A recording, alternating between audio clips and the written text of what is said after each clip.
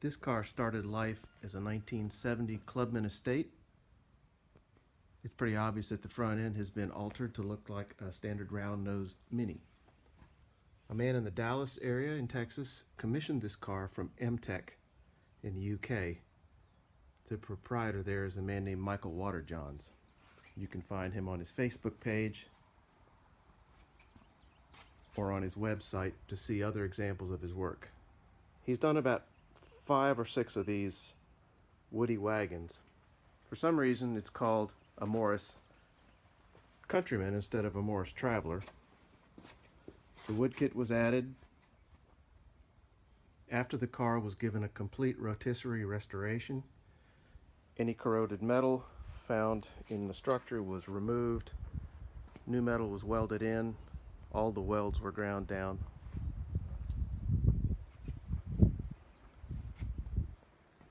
The man who commissioned it wanted a 1275cc engine. He wanted a modern interior to go with it.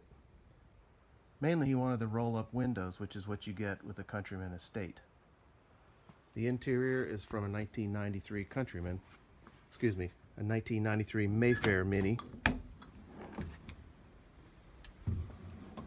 Lots of room in the back for a Mini. Seat back folds down. Look at the still shots for that.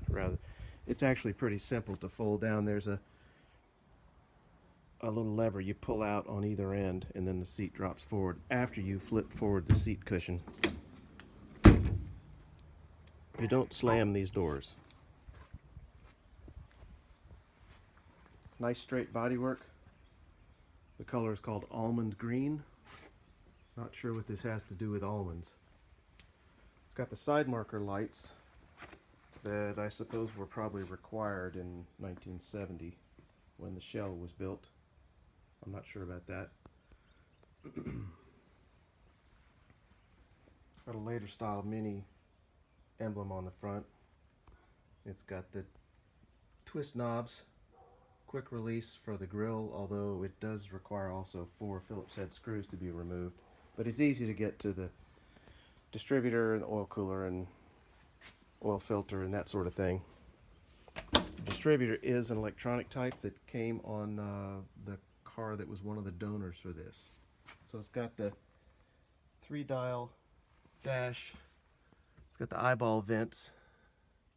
Curiously, this eyeball vent on the driver's side takes air from near the outlet of the radiator, air being exhausted. So it's warmed up a little bit, and you notice it on a really warm day. The air-fuel ratio gauge is not working right now. The O2 sensor appears to be physically damaged, and I have not bothered replacing it because the performance is right. I saw no reason to continue to check the oxygen level in the exhaust.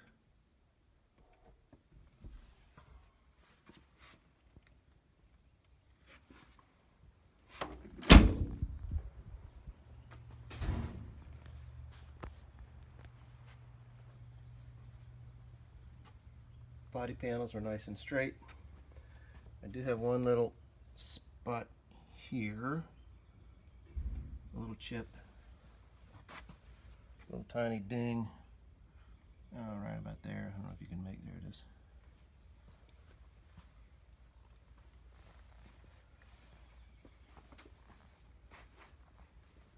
There's an oddity in the bodywork here.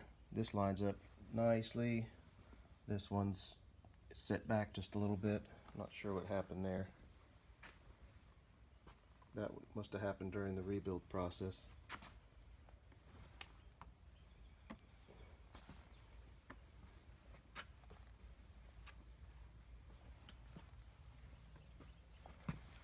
The rear brakes are the mini fin type.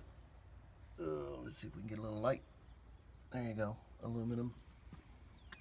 7.5 inch, excuse me, 8.4 inch discs in the front, which are allowed by the 12-inch wheels. When this was commissioned, the man in Dallas specifically did not want 13-inch wheels because that requires a much wider wood arch to clear the tires and larger arches in the front. I believe these are what are called the wooden picket arches in the front.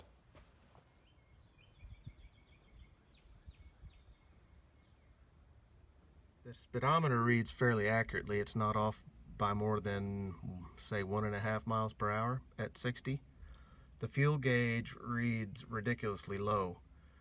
You have to get all the way down to the E mark and you still have about 1.5 gallons left.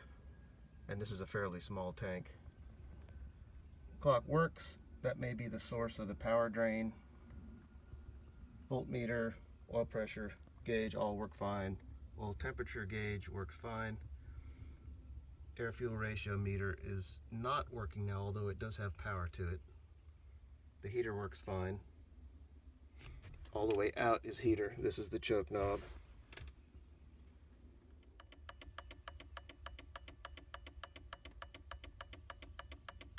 .75cc engine. It has an Opcon Autorotor Supercharger. It's also known as a Whipple type Supercharger. It's not the same as a Roots type. And it's got an HIF 44, I believe that's what that's called, SU, with a K&N filter. Unfortunately not taking cool air from outside. It's got an electronic ignition distributor, if I can get a shot of that. I did have to remove what was left of the vacuum port on the dash pot. It's not used anyhow, but I needed that in order to get the proper amount of adjustment to the timing. Several sending units mounted down there, including an oil pressure or temperature sender. That's where the oil filter attaches. It has not only an engine-driven fan, but also an electrical one that's thermostatically operated.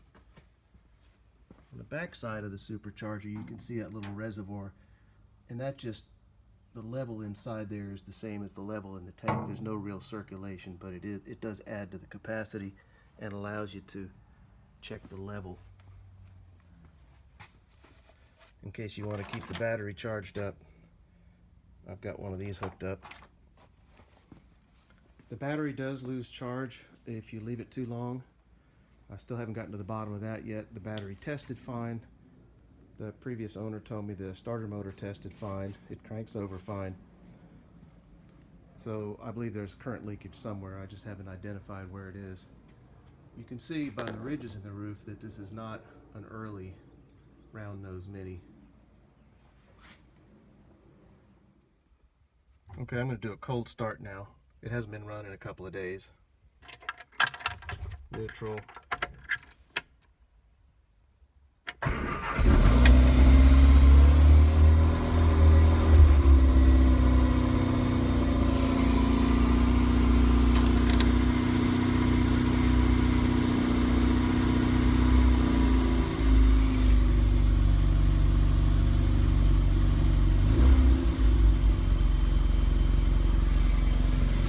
Leave it idling a little bit quickly for the time being.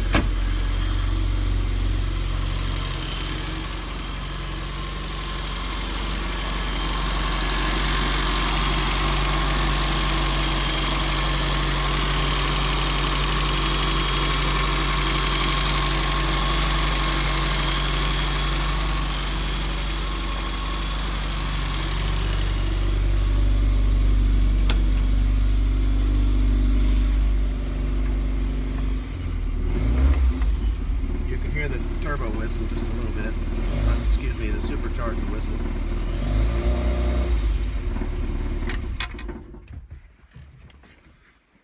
The compression ratio was chosen specifically for the supercharger, so I don't get any pre-ignition.